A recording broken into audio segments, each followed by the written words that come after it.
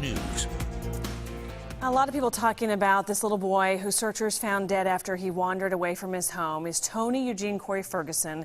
Authorities searched for more than 7 hours before finding this little boy's body in the neighbor's pond. And he was on the spectrum. He had autism, and experts say children with autism often wander and are drawn to wander maybe more than even most children. I did not realize that. So we invited an expert to talk about this and how parents can help. This is Jennifer Smith, the executive director of the Autism Society of the Heartland. So first of all, the statistics that says they're more likely to wander. Tell me a little bit about that. Well, when you get the diagnosis, you don't then necessarily get the diagnosis also, hey, you might have that 50-50 chance that your child's going to wander. And wandering to us means one thing, but to the child with autism or the loved one with autism, they're on a mission. They're on a goal. They're out that door, out that window. They're going someplace. So this has happened with my toddler who's not on the spectrum. So is it similar if you've got a child who's really inquisitive? Is it similar like that for other people too with children that aren't on the spectrum?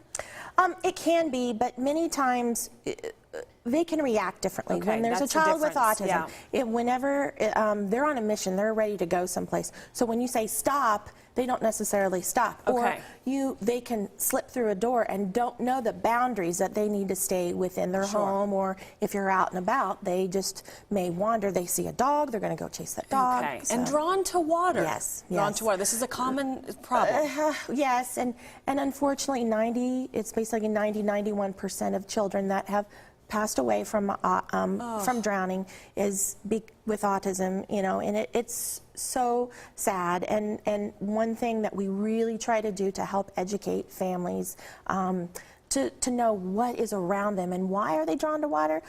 Well, you know, whenever you look at water, it's sparkling with the sun, and it's just that, and then whenever they get in the water, it's like a big hug, and it just, if there's sensory issues, they get in and it's like they relax and they can play around, but then they don't realize how deep it is or what's going on, and they don't know how to breathe or how to float or how to be safe in the water. So what do you teach? You actually teach programs, teach classes for this with parents with children on the spectrum. So tell me about that. Last year, there was 9 deaths within 4 weeks time frame, not here locally, but nationally. So I approached the Greater Kansas City YMCA, and they had already had programs established with their Challenger program with teaching individuals with special needs swim and water safety. So I said, we have to do something one-on-one with the autism community. And the reason why you have to do it one-on-one is because each child with autism learns differently. Right. So if you have a loved one that's nonverbal, you have to focus in one-on-one. So we developed a 6-week program. It's not just teaching them how to swim, it's water safety as well. So tell me how parents at home that might be saying, oh, this is what we need. How do they find that information? Well, Your website? They can go to our website, which is asaheartland.org. They can reach out to us. They could go to any YMCA and contact them. They're all aware. They're all alert to this. They're willing to help.